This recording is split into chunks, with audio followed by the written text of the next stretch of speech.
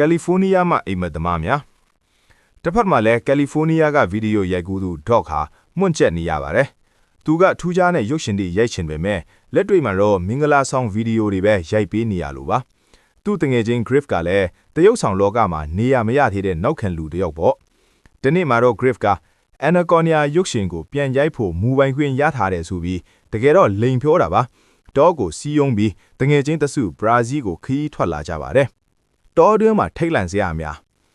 သူတို့ဟာဘရာဇီးမှာဆန်တီယာဂိုဆိုတဲ့မွေဖန်းသမားတစ်ယောက်ကိုငှားပြီးတောထဲဝင်ခဲ့ကြတယ်အဲ့ဒီမှာလှေမရှိလို့အခက်တွေ့နေတော့လူဆိုးတွေလက်ကပြေးနေတဲ့အန်နာနဲ့စုံပြီးသူမကလှေမောင်းသမားထိလိုက်ပါလာပါတယ်ရိုက်ကူးရေးလုပ်ရင်းနဲ့ဆန်တီယာဂိုရဲ့မွေဟာမတော်တဆတေသွားခဲ့သလိုနောက်ပိုင်းမှာဆန်တီယာဂိုကိုယ်တိုင်လဲမွေကြီးအန်နကောင်တာရဲ့အစဖြစ်သွားခဲ့ရတယ်အန်ဒီယေဂျာကရုန်းကန်မှုအခြေအနေတွေကတဖြည်းဖြည်းဆိုးရွားလာပါတယ်အန်နာဟာတကယ်တော့ရဲတွေလိုက်နေတဲ့ရွှေမောင်ခိုသမားဖြစ်နေတာကိုသူတို့သိလိုက်ရတယ်တောထဲမှာမွေကြီးရဲ့အန်ဒီရဲ့တင်မကပဲရဲတွေနဲ့ပစ်ခတ်မှုတွေကြားမှာပါသူတို့ပိတ်မိနေခဲ့တယ်ဒေါကတယောက်မွေကြီးရဲ့ဖန်ဆီးခြင်းခံလိုက်ရပေမဲ့ကံကောင်းထောက်မစွာနဲ့ပြန်လွတ်လာခဲ့ပါတယ်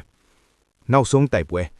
နောက်ဆုံးမှာတော့သူတို့တငယ်ချင်းတစုဟာအရင်က Anaconda ရိုက်ကူးရေးလုပ်ခဲ့တဲ့နေရာဟောင်းကိုရောက်သွားပြီးအဲ့ဒီကဖီစီဂရိယာတွေရန်တွေနဲ့မွေကြီးကိုပြန်တိုက်ဖို့စီစဉ်ကြတယ် Dog နဲ့ Griff တို့ဟာမွေကြီးကိုကားနဲ့ပတ်မောင်းပြီးထုံချောက်ထဲဆွဲခေါ်ခဲ့တယ်အခက်အခဲမျိုးစုံကြားကနေနောက်ဆုံးမှာတော့ရန်တွေဖောက်ခွဲပြီးမွေကြီးကိုအောင်မြင်စွာနှိမ့်နှိမ့်နိုင်ခဲ့တယ်